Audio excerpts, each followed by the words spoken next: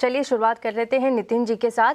और देखिए, सबसे पहले सर आपसे पूछना चाहूंगी, सोने और चांदी में जिस तरह की रिकॉर्ड रैली इस वक्त जारी है, नए रिकॉर्ड्स हम हर दिन देखते हैं कि आज सोना अगर 97 पर अगर रहा है तो देखिए एवरीडे यहाँ पर आपको नए उछाल ही देखने को मिलते हैं। अगर करेक्शन की भी बात करें तो यहाँ पर बड़े ही करेक्शन फिलहाल के देखने में आ रहे हैं, बड़ी बड़ी गिरावट और बड़े बड़े अच्छे मूव सोने और चांदी में लगातार चल रहे हैं। काफ़ी सारी चीज़ें सोने और चांदी के लिए कारोबार कर रही है।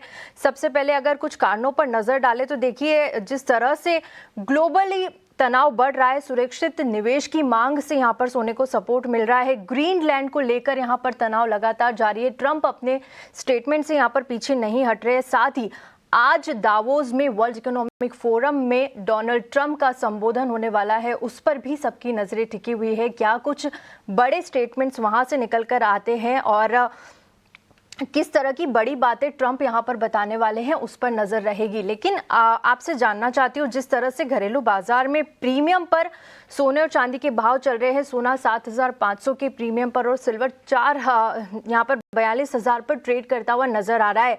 ऐसे में निवेशकों के लिए क्या रणनीति सही होगी? देखिए, एक चीज और निवेशकों के लिहाज से पूछना चाहती हूँ, क्योंकि कई सारे निवेशक ऐसे जिन्हें अब फोमो हो रहा है कि हमने पहले क्यों नहीं खरीदा, लेकिन लेवल्स लगातार बढ़ते ही जा रहे हैं, तो उन्हें लग रहा है कि क्या ये सही एंट्री पॉइंट होगा इस वक्त सोने और चांदी में निवेश का? क्या सलाह होगी नितिन जी? नमस्कार तृप्ति जी। देखिए, आपने बिल्कुल सही कहा कि सोने में 7,500 का और चांदी में 42,000 का प्रीमियम बना हुआ है। अब ऐसे में क्या है, रिटेल निवेशक जो है जिसको फोमो का शिकार है, उसके सामने सबसे बड़ी दिक्कत ये है कि उसने अगर चांदी ली या सोना लिया और सोना लेते ही सपोज मान लीजिए उसने 100 ग्राम सोना भी लिया और सोना लेते ही ये प्रीमियम 7,500 का जीरो हो गया, तो उसको बैठे बैठे 75,000 का नुकसान हो जाएगा। और 40,000 रुपए के चांदी का जो प्रीमियम है, ये जैसे ही जीरो होता है ये 2 लाख रुपए आपका नुकसान हो जाएगा। और ये जो प्रीमियम है, ये कोई मामूली प्रीमियम नहीं है। इसके पीछे जो है कहीं ना कहीं हमको ऐसा लग रहा है कि किसी भी तरह का मैनिपुलेशन भी हो सकता है। और इस वजह से हमने कल वित्त मंत्री, हमारी जो माननीय वित्त मंत्री है, उनको हमने हमारे association all India jewellers and Goldsmith federation की तरफ से एक चिट्ठी भी लिखी थी और हमने उनसे एक रिक्वेस्ट करी थी कि इस तरह की जो मैनिपुलेशन हो सकते हैं बाजार के अंदर, उसके ऊपर जांच की जाए। क्योंकि पिछले 10 दिन में अगर हम देखते हैं तो एमसीएक्स के ऊपर लगभग 25 से 30% ओपन इंटरेस्ट घटा है। और ओपन इंटरेस्ट घटने के बाद भी ये जो दिन दूनी रात चौगनी एमसीएक्स के प्रीमियम में वृद्धि हो रही है, ये इन्वेस्टर्स को बहुत बुरी तरीके से परेशान कर सकती है। और हमने ये देखा भी था मैम कि 19 अक्टूबर के आसपास जब चांदी में जो है लगभग 25,000 रुपए का प्रीमियम था और विद इन 3-4 डेज ये प्रीमियम 25,000 रुपए का डिस्काउंट में 5,000 रुपए में बदल गया था, यानी लगभग 30,000 रुपए का तो प्रीमियम के अंदर ही जो है वो नुकसान हो गया था इन्वेस्टर्स को। तो डेफिनेटली हम इस समय यही कहना चाहेंगे लोगों से कि थोड़ा सा डिस्टेंस बना के रखें गोल्ड और सिल्वर से। क्योंकि अगर आप चाहे इंट्राडे करें चाहे आप पोजिशनल करें, जब तक बजट नहीं आ जाता है तब तक जो है चीजें बहुत प्रिडिक्ट करना बड़ा मुश्किल होगा। और इस समय सीधा सीधा भी अगर हम देखें तो एमसीएक्स में करंट कॉन्ट्रैक्ट और नेक्स्ट कॉन्ट्रैक्ट के बीच में 8,000 रुपए का डिफरेंस है। अब इस 8,000 रुपए के डिफरेंस में तृप्ति जी अगर कोई करंट मंथ की डिलीवरी ले लेता है और उसको अपने एमसीएक्स के कॉमर्स अकाउंट में पड़े रहने देता है और 2 महीने बाद ये डिलीवरी वापस एमसीएक्स में छोड़ देता है, तो उसको बैठे बैठाए 2.25% का ब्याज छूट रहा है महीने का। टोटल एब्सोल्यूट ब्याज 4.5 से 5% आ रहा है। तो मुझे लगता है कि जब आपको बैठे बैठाए फिक्स्ड इंटरेस्ट इनकम हो रही है 2.25% की, तो फिर आपको ऐसे में बाजार में रिस्क लेने की जरूरत नहीं है। तृप्ति जी। जी जी, बिल्कुल नितिन जी, सही बात की आपने कि इतना अंतर अगले महीने के इसमें दिख रहा है, करीब 8,000 रुपये कोई छोटी बात नहीं है यहाँ पर। और बजट और गोल्ड की एक्सपायरी भी साथ साथ यहाँ पर आनी है, तो उसी पर आपने अपनी राय रखी कि इस वक्त निवेशकों को किस तरह की रणनीति बनाकर चलना चाहिए। नवनीत जी, आपकी क्या सलाह होगी यहाँ पर? देखिए, कॉमिक्स की अगर बात करूँ तो लगातार तेजी 4,873 पे यहाँ पर कारोबार कर रहा है, करीब $2.25 के आसपास की तेजी नजर आ रही है। क्या कल में ही हम लोग $5,000 तक के भाव सोने में आते हुए देखेंगे?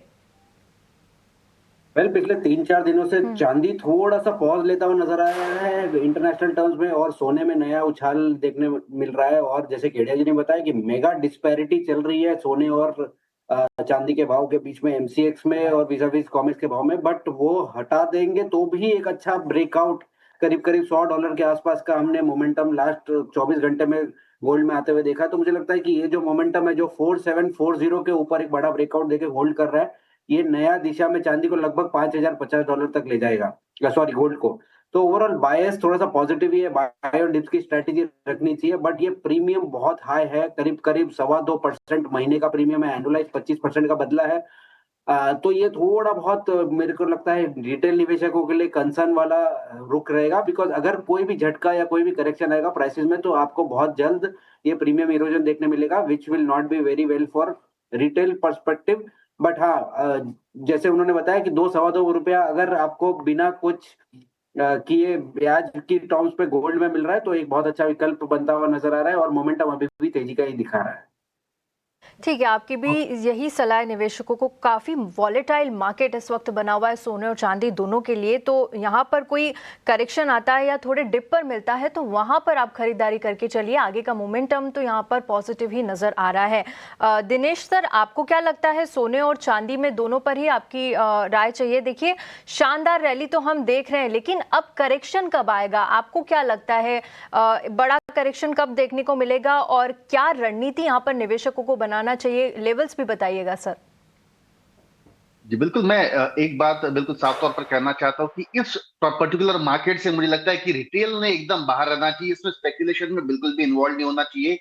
दूसरी बात, सिल्वर की मंडे से लेके आज तक के करीब करीब 16% का गेन इस वीक का आ चुका है और गोल्ड का 11% का गेन आ चुका है, जबकि इंटरनेशनल मार्केट बिल्कुल भी नहीं बढ़ा है। मैंने केडिया जी को बड़े गौर से सुन रहा था, इतने हाई प्रीमियम कैसे जस्टिफाइड है, मतलब ये कैसे ट्रेड हो रहा है, और क्योंकि हमारा बेस प्राइस वहां से हम डिराइव करते हैं और ये प्राइस पे आती है। अगर पॉसिबली कहीं जाके बजट में कोई इंपोर्ट ड्यूटी भी लगती है या फिर कोई ऐसी पैरिटी भी आती है जहां सिल्वर की प्राइस हाइक हो, तो फिर भी ये प्राइसेस जस्टिफाइड नहीं है। लेकिन जो कि मोमेंटम है, तो हमें मोमेंटम के साथ खेलना चाहिए, पोजीशन स्ट्रिक्टली इंट्राडे के हिसाब से ट्रेड करना चाहिए। 3,32,000 ये जो लेवल है, मुझे लगता है यहां पर दोबारा सिल्वर में बाइंग लौट कर आ सकती है। 3,39,000 मुझे आज शाम तक ये पॉसिबली लेवल संभावित है कि आ सकती है, और 3,29,000 का इसमें स्ट्रिक्टली स्टॉप लॉस मेंटेन करना चाहिए। ओवरऑल जो बुलिश मोमेंटम है, इसी को मद्देनजर रखते हुए बाय कॉल है। हालांकि इन लेवल पर फ्रेश बाइंग करना बिल्कुल घातक है और बिल्कुल दिक्कत वाली बात हो सकती है। ठीक है, यहाँ पर आपने चांदी में 3,32,000 के लेवल पे खरीदारी सुझाई है। 3,39 का टारगेट आप बता रहे हैं, लेकिन 3,29 का एक स्ट्रिक्ट एसएल आपको यहाँ पर लगा के चलना होगा। और वॉलेटाइल मार्केट तो काफ़ी है चांदी के लिए भी।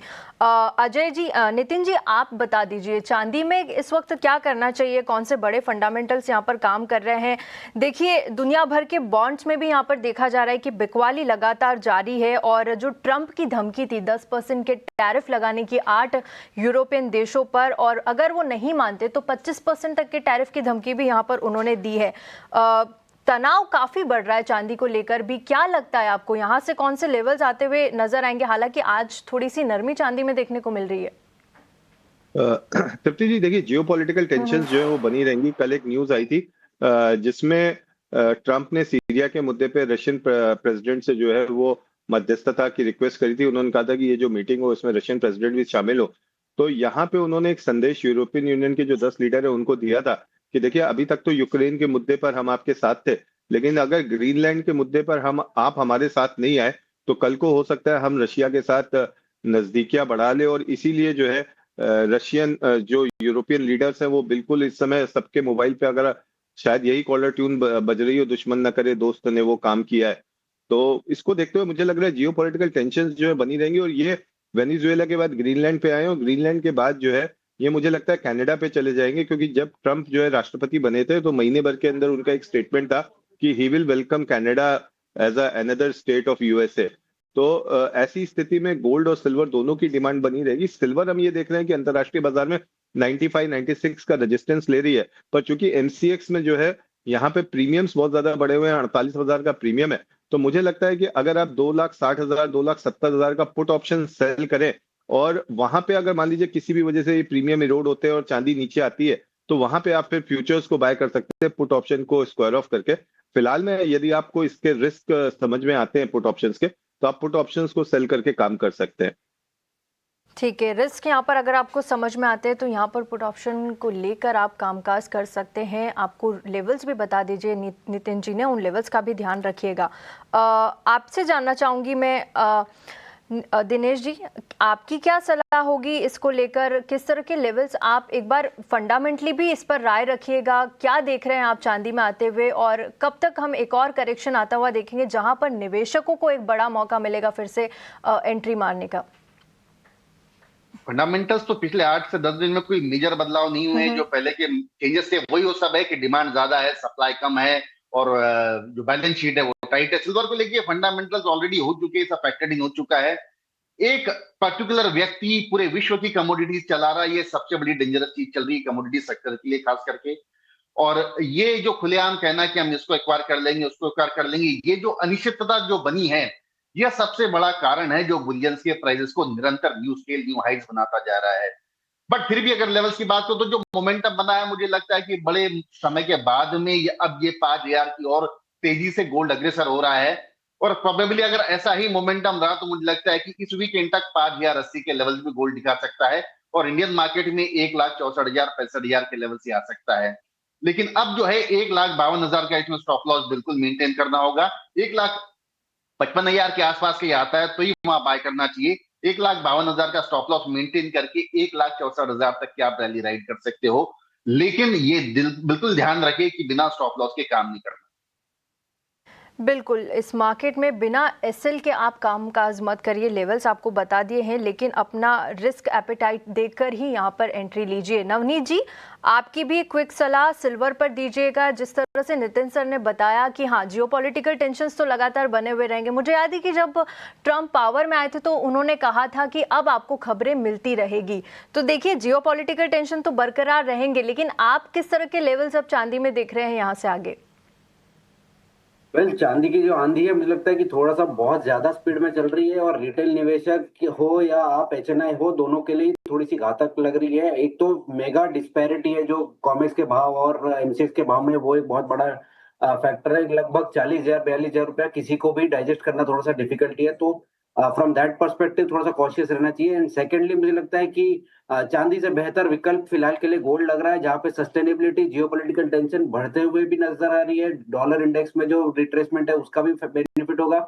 और अगले सप्ताह में जो, अगर ये फ्राइडे को अगर जो जापानीज सेंट्रल बैंक की मीटिंग है वहां पर अगर इंटरेस्ट रेट हाइक होती है तो वो भी एक फैक्टर जो ट्रिगर कर सकता है yen carry trade unwinding, that can also be a positive factor. तो कुल मिला के सारे फैक्टर्स ज्यादा हावी है इस वक्त गोल्ड के ऊपर, और सेफर बेट गोल्ड रहेगा। अगर दोनों में से किसी को चुनना है तो आप गोल्ड चुनिए। 5,050 $5,100 तक के टारगेट या 1,65,000 तक के टारगेट देखने मिल सकेंगे। चांदी फिलहाल थोड़ा सा कॉशियस टू अवॉइड वाले स्टांस में रहना चाहिए। फोमो होगा बट उसे कंट्रोल करिए। बिल्कुल सही बात है आपकी, फोमो होगा, लेकिन फिलहाल इस बाजार में एंट्री के लिए थोड़ा सा पेशेंस आपको दिखाना होगा। लेकिन अगर सोने और चांदी में कुछ चुनना है तो सोने को आप अपने हिसाब से ले सकते हैं। चांदी काफ़ी वॉलेटाइल है इस वक्त। चलिए